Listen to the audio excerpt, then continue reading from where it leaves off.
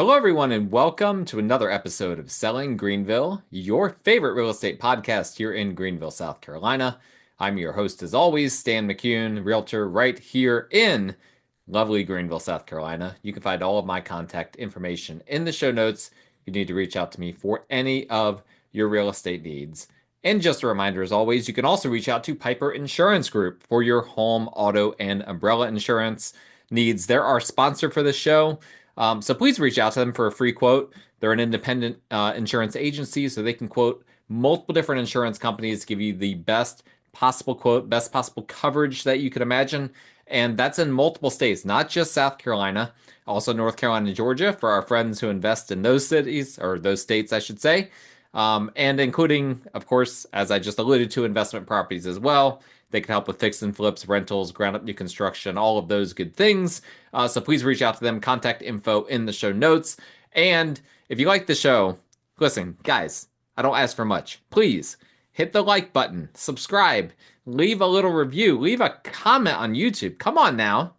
Come on, it doesn't take you that long. If you're getting something out of this, particularly if you're a realtor, right? You're never going to use me as your real estate agent. Come on.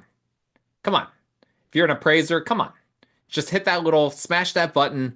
Show me some love, all right? I want to get a little bit of. I'm not feeling loved at the moment. I need to feel a little bit loved by y'all. So please do that. And yeah, I'd really appreciate that.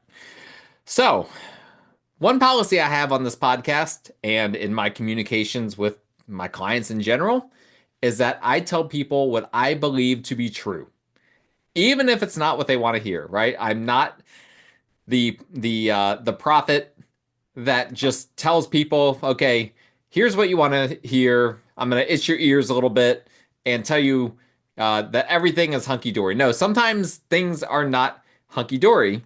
And unfortunately, when it comes to sellers right now in today's market, the truth has been that for a little bit now, this is not a seller's market, okay? At least not in the Greenville-Spartanburg area, okay? Real estate is hyper local. There are going to be some markets where it's a buyer's market, some markets where it's a seller's market, and you get everything in between. But in the Greenville-Spartanburg area, it is not a seller's market by any stretch, okay? Now, you'll hear people reference various statistics to try to say, well, actually, based on supply and demand numbers, sorry for that terrible accent, I don't know where that accent came from. I'm going to stop that right now. Actually, based on supply and demand numbers or months of inventory, which is the proper way of looking at supply and demand in real estate, it is still a seller's market. You'll hear people make that argument. And I think at the moment, those people are just wrong, okay? Like, I'm just going to call a spade a spade. I don't think that they're correct. Now, that could change very quickly if mortgage rates come down and all of a sudden we get a bunch of buyers entering the market. That could flip it back to a seller's market. But those saying it's still a seller's market based on inventory numbers, in my opinion, are being misled by the inventory numbers because, as I've said in previous episodes, we've had 5 straight months of year-on-year price declines. That doesn't happen in a seller's market. It doesn't. Now, by the way, I just kind of moved my hair out of my eye. If you're watching on YouTube, you get a rare look right now at what I look like with no product in my hair. I just came out of the shower not too long ago after working out. I'm recording this late, really late. I've had a long day. It's after 10 p.m. on Sunday night. But if you don't know, I'm having work done on my house. Contractors here all day long. I can't record this podcast anywhere else. At least I don't have it quickly set up anywhere else. So I'm trying to make this work for you guys, okay? Don't make fun of me. Actually, go ahead. Make fun of me. If that makes you comment, absolutely. Make fun of my air-dried hair that has no product in it because I just stepped out of the shower not too long ago. And also, if you're watching on YouTube, you'll see that I need to silence my phone. Okay, just did that. All right. Okay. So, back to... Oh, and also, if you're watching on YouTube, you might love my hair. But there's not going to be a whole lot else besides my face on this episode. I'm not going to be sharing my screen, showing data or anything like that. I'm just going to be talking. So you don't need to worry about missing out on anything if you're one of those. Just keep listening and watch something else. Scroll on social media while you're listening, or do whatever it is that you want to do. All right. So What does it mean then if prices are going down? As I just said, that we now have 5 months of data that indicates that's happening, but months of inventory isn't skyrocketing like it normally would when a market shifts to a buyer's market. Here's my opinion. I think it means a few things. First off, there aren't nearly as many sellers entering the market as there would be if they were confident that they could get a good price for their home. So the supply side of the inventory dynamic is depressed right now, keeping the months of inventory lower than it would be in a normal market. Sellers are aware, they're seeing what's happening. Okay. And by the way, the rental market is also kind of constrained as well. So people that might normally would sell and then go rent, they don't have very many options either. So it's not a good market for many people right now. And so that's one dynamic. Okay, the supply side is depressed more than you would expect it to be. But additionally, I would say that those who are a part of that supply side, right? The sellers who actually are selling, right? Not just sitting on the sidelines, generally speaking, they have to sell, right? They have a reason. There's a reason why they are taking the risk of selling during a market that has been depressed and that's showing signs of depression is because they are being forced one way or another to sell, including potentially at a loss if necessary, which is something we'll be talking about in this episode here in a bit, although I'm going to build up to it. And if, in case you're thinking about this, yes, downstream from these two things is another reality that foreclosures could start to become an issue if this dynamic doesn't change. Although it's too early for us to talk about foreclosures right now because default numbers are still very low. We're not seeing a lot of foreclosures. But if sellers start to lose home value for a long period of time, foreclosures will happen. That is how it works. Okay. So obviously, you'll be the first ones to know. You're listening to this podcast. You're educated people. I try to educate you, but you probably are also getting educated through other means if you're listening to this podcast on the market. You'll be the first ones to know. I will let you know if nobody else does, if we're starting to see foreclosures enter the market. Okay, now, here's what I keep personally running into, okay? I keep running into personally past clients who bought their homes in 2022 to 2023, maybe even 2024, who are now in 2025 looking to sell. Now, in a normal market, for the most part, that's no problem, right? Particularly those who bought in 22 and 23. Those who bought in 2024, a little dicey, even in a normal market. But usually prices rise in the greater Greenville area at a compounded 3 to 5% per year. That would be kind of the norm, roughly speaking. And so after 2 to 3 years, you've got plenty of equity, right? Unless you just made a really, really bad choice, just really overpaid. You've got some equity after a couple of years. Okay, hold that thought. Before I go further, I want to say one thing, okay? Unless you are a really savvy real estate buyer who really approaches every real estate transaction as an investment, even the purchasing of your own primary residence, my advice is that you should never, ever assume that your home will appreciate while you're living in it if you live in it for fewer than 2 years, okay? Unless you have really approached that primary residence purchase as an investment, or unless, the other caveat, you put a ton of work into the home. That's the other possibility. Almost, if you almost treated the home like a flip, for instance, or if you did big additions to it, or who knows what. Obviously, those are exceptions. But generally speaking, you buy a home, there is no guarantee that it's going to go up in value within a year or two. Okay, and I've said this before on my show that real estate goes up in value over time. And there is an incredible amount of data to support this. That's not my opinion. That is market-wide, Greenville-Spartanburg market, but also in the United States as a whole. And even you go to other countries, this is the case. There's a lot of factors behind it. But the market does appreciate over time. But when we say over time, that doesn't mean that it goes up in value every day or every month or even every year.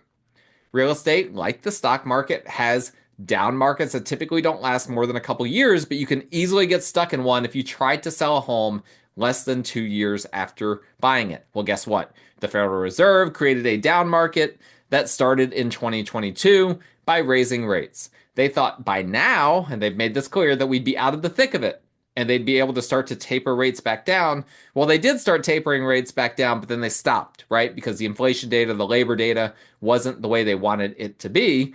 And so guess what? Mortgage rates are still more than double what they were in 2021. Translation, we are in now year 3 of a down market, and this is finally starting to show up in the data, as we've already discussed, and it's been pretty clear that some neighborhoods have gone down in value recently. We've already talked about all that, so I'm not going to rehearse all of that. But it's good to consider for all this. I want to make sure that people understand, okay? I want to make sure that people understand what I'm saying when I'm talking about home values and not feeling like, well, I heard and Stan said that home values always go up. Consistently, again, the data says that home values as a whole, they do go up, but I'm talking over the course of many, many years. I'm not talking about every year, okay? That's an important distinction. Now, this is a very long, this stretch of 5 straight months of year-on-year declines is unusual for Greenville. We don't see that too often. Usually it's during a big recession that we would have something like that. So that is interesting, okay? And obviously that's something that we'll continue to track and see at what point we turn the corner on that. But these are all things that I want you guys to keep in mind so you don't feel like I've misled you on any level, okay? So with all that in mind, if you bought in 2022 or later and you want to sell this year, you need to be honest with yourself. If you didn't make major improvements to your home, or if you didn't get just a really great deal on it when you bought it, the reality is your home may not be worth what you bought it for, especially if you bought new construction, which a ton of people, including a ton of my clients, did from 2022 to 2024 due to the builders offering these great promo rates, 4.99%, 3.99% when all the other mortgage rates were so much higher. A lot of people were just like, yeah, I don't really have a choice. I mean, I've got to do that. I can't afford anything else. And so a lot of people bought new construction that normally wouldn't. But they are more exposed to this phenomenon of their home potentially being worth less than what they bought it for than people that bought resales. Why? Why new construction? Why is that uniquely a problem in this dynamic? Well, first off, if you tried to sell your already lived-in home before your neighborhood has finished construction, good luck. Okay? Did you like that? I went right into the microphone and said good luck. Good luck. Okay? Nobody wants to buy a used car for the same price as a new one, and the same is true for houses. In fact, I've had this choice multiple times. I've had instances where my wife's vehicle, we were looking at used vehicles, and a dealer that we went to was like, what if I could give you a brand new version of this that has all the same features for the same price as the used one that you're looking at? And we're like, well, yeah, we'd look at it. And he was able to deliver that, and we ended up buying a brand new vehicle that we never expected to purchase because used vehicle prices were expensive. It literally was the same price. Like, they were able to come down. It wasn't listed as the same price, but they were able to come down and match the price. It was incredible. Same thing for homes, right? You're presented with, oh, I can have a brand new home or an identical home that's already lived in, and the price is no different. That's a no-brainer, okay?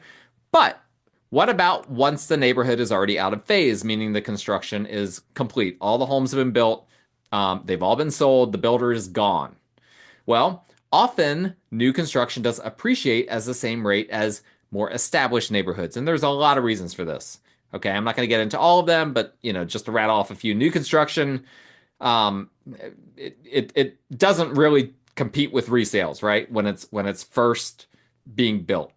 For the same reason I just kind of explained. When people are looking for a home, they don't typically start by looking at new construction, right? They typically start by looking at resales.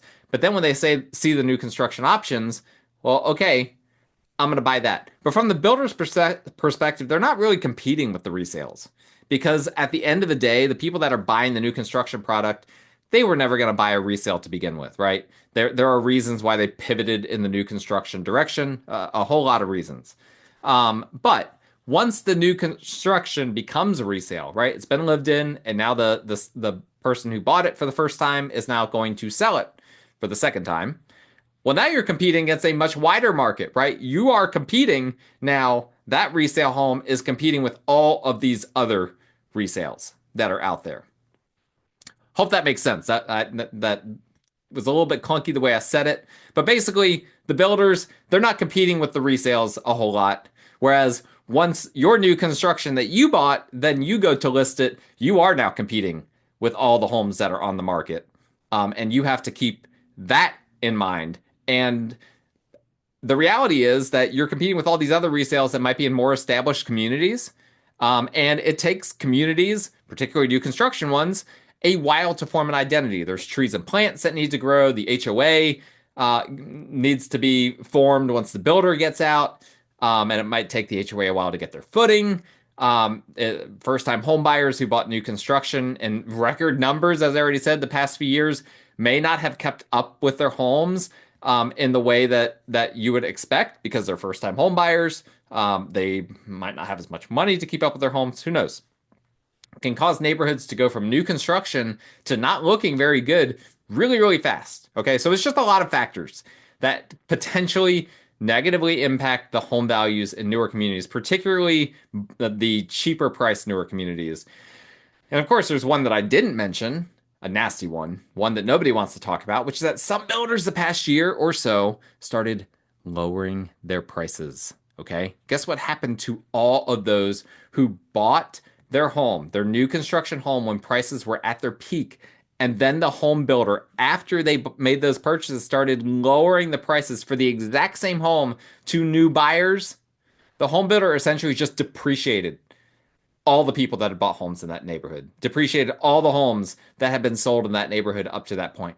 And yes, in case you're wondering, this isn't just a theoretical exercise. This has happened in the greater Greenville area, and I've seen in many instances of it in the upstate. And it feels like something that should be unethical, but nevertheless, real estate is quite capitalistic, and these things happen. Not a ton of oversight when it comes to home builder practices on pricing. And so that's a really nasty thing, right? You buy your house for $300,000, new construction, and then, a year later, the home builder is selling the exact same home for $275,000 to someone else. Horrible, horrible, right? It will take you years to recover that value. That's just the reality of the situation. Okay. That being said, okay, the resale of homes, okay, just in general, okay, not just new construction, okay, resales of homes that have been owned for fewer than 3 years are a problem right now. In fact, I pulled some data on this. Here's what I did. You guys know I love data. I took a random sampling of homes that were bought since 2023 and sold again since then. I scrubbed the data of homes that looked like flips, since those aren't what I'm talking about, right? Good flippers, they can figure out the inefficiencies in the market, and they can add value to homes that allow them to sell at a profit later on. I try to get those out. Then I looked at what the home was bought for, and then subtracted what it sold for, including any concessions that the seller was forced to pay. Okay, hopefully that all makes sense there.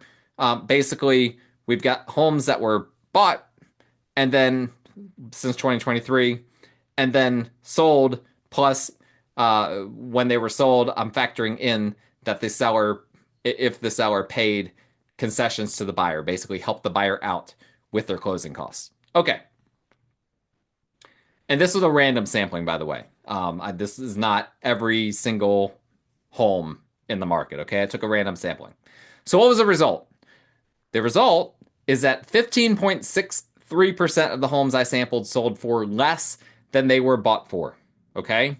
So the 15.63% of sellers since 2023 who sold their home that they had also bought since 2023 sold for a loss. Now, that doesn't sound too bad, right? But that's a massive number, 15.63%. That's a massive number in comparison to previous years when basically nobody was selling for less than they bought for. Okay? Huge increase from 0 to 15.3%. But there was a really important data point that was hidden from all of this. And that is all of the seller's closing costs, which can be really, really substantial, right? See, when I'm looking at the multiple listing service, I can see what the seller conceded to the buyer for the buyer's closing costs, but the multiple listing service doesn't show us all that the seller paid, including, of course, realtor compensation, broker fees. That's not revealed in the multiple listing service intentionally for a variety of reasons. Mainly that it could spur a lawsuit from the Department of Justice that we're trying to do price fixing or something, which, of course, we're not trying to do. But I can't see that. I can't see all of the fees that a seller has paid. But the good thing is that we can make some reasonable assumptions, right? Standard seller closing costs are somewhere between 6 to 7% of the sale price, including broker fees, attorney fees, prorations, etc., etc. Now, there are a variety of ways that these fees could be lower than 6 to 7%, but the vast majority will end up in that range. And so it's safe to assume that most, if not all, of my sample ended up paying that on top of what they sold the home for, right? And so let's overlay these numbers, right? With the assumption that the sellers paid 7% towards closing costs. And mind you, that one thing I did not factor into these equations was how much they paid on closing costs, inspection fees, appraisals, etc. when they purchased the home, which in many cases would be between $5,000 to $10,000 on top of the purchase price. So really, these calculations are conservative because every buyer pays more than the mere cost of the home, and I only base calculations off of the purchase price, okay? So when I'm comparing what they bought the home for what they sold the home for, really the amount of money that they made is less than what I came up with. And if they lost money, they lost most likely even more money, unless the seller paid for all of their closing costs when they bought the home. Hopefully that makes sense. Let me know if it doesn't make sense. I'm doing the best that I can here with all these abstract numbers and equations. Okay, so once you add that 7% expense in, you come up with very different numbers. Now, a whopping 56.25% of sellers who bought the past 2 years ended up selling for a loss, over half. And again, as I just said, that's a conservative number that doesn't factor in the fact that they probably had to pay thousands of dollars of additional fees when they bought their home in the first place. If I made those additional assumptions, right, that they paid $5,000 to $10,000, then when they purchased the home, then actually this number balloons to over 70%. Over 70% of sellers who bought their home the past 2 years and sold since then sold for a loss. Insane numbers. I'm going to run with the 56.25% number because I feel like that is a more accurate, a more data-centric number than the others that have all those assumptions baked in. But you get the point. The 56.25 number is probably conservative at the end of the day. Okay, so how much money did these sellers lose? Well, that's a great question, and I've got the answer for you. On average, they lost $8,317 from what they bought for to what they sold for. However, that number is skewed by a multi-million-dollar home that sold for a massive loss, which, by the way, is more common than you might realize. When multi-million-dollar homes, they sometimes will end up being sold for hundreds of thousands less than what they were bought for. And it's nice, right? When you're a gazillionaire and you can absorb a $500,000 loss and just be like, well, at least I don't have the home anymore, right? Most of us can't do that. So that average, that $8,317 loss, that's skewed by that number. So what about the median? Well, the median loss, I think, is more reflective of what actually happened. And that was the median for this entire sample that I took lost $2,597, basically $2,600 from their purchase price to what they sold their home for, including the assumed fees that I already discussed. Oh, that's not great, okay? Now, the silver lining is that losing $2,600 as a result of you being forced to sell your home sooner than you thought you would, and you're doing that during a slumping market. Okay, that's not the worst thing in the world, right? And I know of some markets where, excuse me, I know of some markets where sellers are having to take on, not in the Greenville-Spartanburg area, but some markets outside of South Carolina where I see sellers having to take on $50,000 losses or more to sell homes they bought just a few years ago. So 2,600, it's terrible when you lose money on a home that you're selling that you've owned for a year or two. But again, as I've already said, you're not guaranteed appreciation every single year, and it could be worse. But nobody wants to hear that, right? Nobody wants to hear that they have to lose money to get out of their home. They've been told their whole lives that the American dream is to buy a home and then sell for a profit and then buy another one and keep going like that, building wealth over time via primary residences gaining value. That is a big investment strategy for a huge, huge portion of Americans. And so, as I said before, over time, that has proven to be consistently true, but we are in a pocket right now, a down market where those who bought the past couple of years cannot assume that they can just turn around and sell for a profit now. Okay. They might have to wait for the market to turn back. Okay. Which it will at some point. It will. We don't know when. Again, so much comes down to these mortgage rates, but it will at some point. So over half of these people who bought since 2023 are now selling homes for a loss, and no silver lining will overcome that reality. That being said, okay, I don't want to end on a negative note. That being said, if you are one of those wanting to know if your home you purchased the past couple of years has gained value, I will be brutally honest with you about it. I'll look at the data and I'll tell you, I think you could sell and make money. I think you could sell and break even, or if you sell right now, you're going to lose money. Okay? I'll let you know. I will break it down in the simplest way possible, or if you want a very detailed breakdown, I can do that too. Literally today, okay? It's Sunday. I work 7 days a week. Literally today, I had not one, but two conversations with sellers about this. Sellers that were my buyer clients that bought within the past few years. Now they're looking to sell, and both, what do you know? New construction buyers now trying to resell, and it's going to be a struggle. Okay, it's going to be a struggle. The way I approach my business, I hate surprises. I don't want my clients to be surprised by the market. I don't even like good surprises. No surprises, right?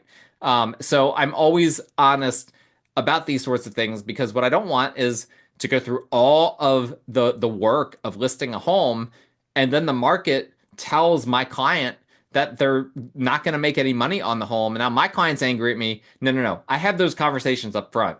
And of the two people I talked to today, one of them I told him, you are going to like, there's nothing in the data that indicates that you will do better than losing upwards of $20,000 to $30,000 if you sold your home under current market conditions. I hate saying that, you know. Now, thankfully, this person is not a forced seller. Okay, not someone that got a new job out of state, not someone that got divorced or had someone die or whatever, and now has to move. Thank goodness, this person is in a situation where they can wait a little bit. They were just ready to move on from that home, and unfortunately, without selling for a loss, they can't. And that's just the reality of the situation today. I'm also having to do more pre-listing appraisals than I've ever had to do, because sellers don't want to be they don't want to come to grips with the reality of the way the market is, right? They want to believe that their home has gained a ton of value. What are you saying that it hasn't gained that much value? Well,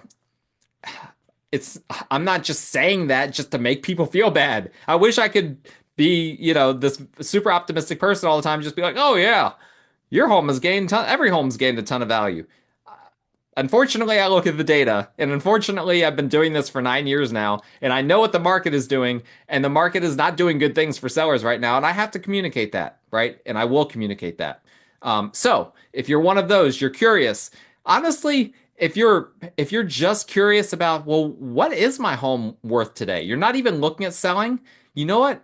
I don't mind those. I don't mind doing that research for you and actually looking into that for you. Hit me up. My contact information is in the show notes. Now, if you're one of those that you're just wanting to know for curiosity's sake, please give me the heads up on that because I've got people that need me for like actual real life stuff, right? They're actually wanting to buy or sell a home. So that doesn't mean that I'll ignore your request. It just means that it's not going to be my number one thing, right? As opposed to someone that calls me up and is like, hey, Stan, I want to sell my home next week. That becomes priority numero uno. Ooh, my Spanish is rough. Numero uno for yours truly. But I am more than happy to look into your home value, even if you're not looking at selling. You're just curious. Hit me up. Contact info in the show notes. Piper Insurance Group, also in the show notes. Reach out to them for a free quote today. And please, guys, this is good data, right? Are you getting this from anywhere else? Show a little love. Leave a little comment on YouTube. Talk about my hair. Whatever it is that you want to do. I will even respond to that if you do, okay? Like, rate, review, subscribe. Make sure you don't miss future episodes, and we will talk again next time.